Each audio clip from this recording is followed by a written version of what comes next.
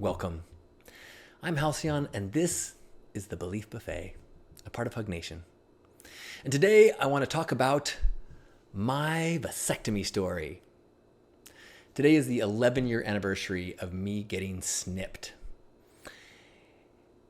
Oh boy, so much has happened since then. And occasionally I become a vessel of information to men who are considering that choice. And so I get to share aspects of the why, the what happened, the things I didn't expect, and kind of the longer, more beautiful version of the story, which I'll get into today.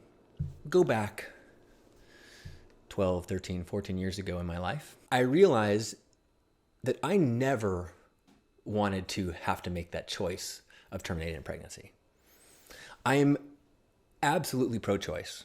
I am aggressively pro-choice. I am 100% in favor of a woman's right to choose.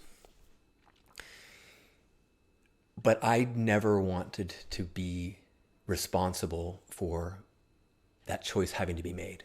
I didn't want to be a part of terminating a pregnancy. And so if that was my decision, I knew the only way that I could take control over that was to get a vasectomy. Even though I didn't see myself as parenting and I felt like fatherhood is not part of my path or what I desired, you never know. And luckily, they have the option to freeze your sperm. So I went with the package deal of vasectomy and cryo, whatever, freeze your sperm, and which is that story of going into an office and masturbating in a room that many other men have masturbated in, and the way that's a whole. So I donated sperm. They have 5 vials on ice. What happened right afterwards is I had a worse experience than the average man. Average guy has some soreness. You stay, you ice yourself, and then you're back to normal pretty quickly.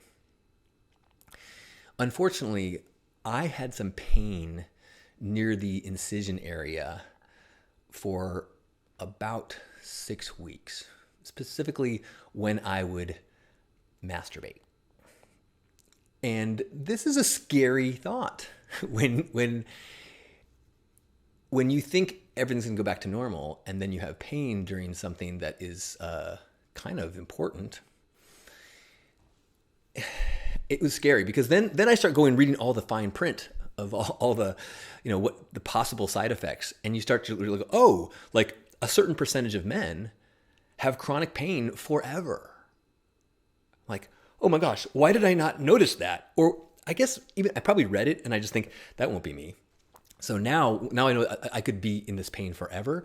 I was like, oh, fuck, did I make a huge mistake? It's one thing to have the stress of pregnancy and the annoyance of a condom, but pain forever? Now, luckily, 6 weeks later, it's faded and then it went away. Now, some people have asked me recently who are considering a vasectomy. They're like, so this is kind of awkward, but so now when you ejaculate, I'm like, no difference. There's no perceptible difference to the human eye about how much I ejaculate. The sperm that is been eliminated by severing the vas deferens, that is so small in terms of the volume that it doesn't really impact the amount of ejaculate. Very funny. Holly said, so there's not a vas deferens in your ejaculate post vasectomy? Ba-dum-bum. Life goes on.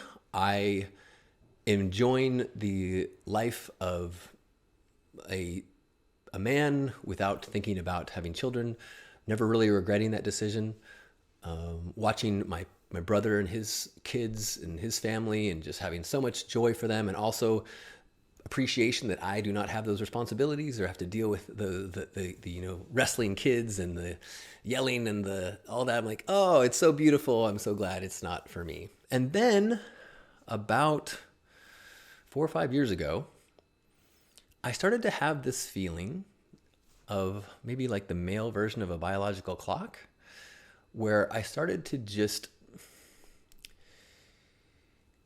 I had this sense of like ancestral pressure, like this ancestral ache to continue my genetics. And I thought that I was absolved of that because my brothers had got kids, and so our ancestral line continues, our DNA moves on. But it was this kind of like feeling of like, look, your ancestors have fought and struggled, and the grand experiment of humanity, of evolution, your lineage has made it to this point, and you're going to withdraw this aspect of the experiment, your genetics from the future of this grand experiment because you are lazy and want to hang out and watch Netflix instead of being responsible for a kid? Oh, what if I was a sperm donor? I have my sperm on ice. I keep getting bills for it, which is so funny. It's like, each year they raise the prices and send me these bills that they're not nothing. I think it's like, if I pay like 5 years at a time, I think it's like $1,500. But really, what can I do? They got me by the balls. But literally. My current partner, suggested, why don't you share and say publicly that you are looking for someone who is in need of genetic material, who wants to have a child, and ask if you can be in their lives. And so I did that. I did a Facebook Live, and very quickly was contacted by an incredible woman named Amy. And she was in the process of trying to find a sperm donor, and knew that she was going to be doing it on her own. And we decided, well, let's get to know each other, and let's see if this could be perfect for everyone. And so we met in person at a Burning Man regional in Miami, and it was one of the weirdest kind of like, it was almost like a first date, except a non-romantic first date. And you're trying to decide, like, she's looking me up and down like, do I want this guy's genetics to be half of my kid? And I'm like, do I want this woman to raise my child? And luckily we got along great and continued to get to know each other via web chats and video chats. And we went through a whole process of counseling. Independently, we would talk to a counselor, so we were understanding that what was entailed and what our expectations were. And then we had to go through legal things, so we understood what responsibilities and obligations, and eventually signed a bunch of paperwork, and 3 vials of mine were sent off to Chicago, where they went through IVF process, which was required because I had a limited amount of sperm. If I was did not have a vasectomy, and I was able to just produce, they could have done a turkey baster style of insemination, but with just a limited amount of my goods, they had to maximize the possibilities. I should note that in the process I was talking and I was asking around, like, well, like, technically, I could have had surgery, right, and extracted more sperm. And I was told, well, yeah, you could, but you don't want your current sperm. Your current sperm is way worse than your 10 years old sperm. And I was like, oh, so good to know. So even if you're a man who's like, well, I may want to have a kid someday, if you're going to want to have a kid later in life, it's still not a bad idea to freeze some of your healthy, young, virile sperm. Again, I'm not a doctor, just sharing the things that were shared to me during this process. The process was a success. Got to see Amy again at the next Love Burn in Florida as she was showing her baby bump.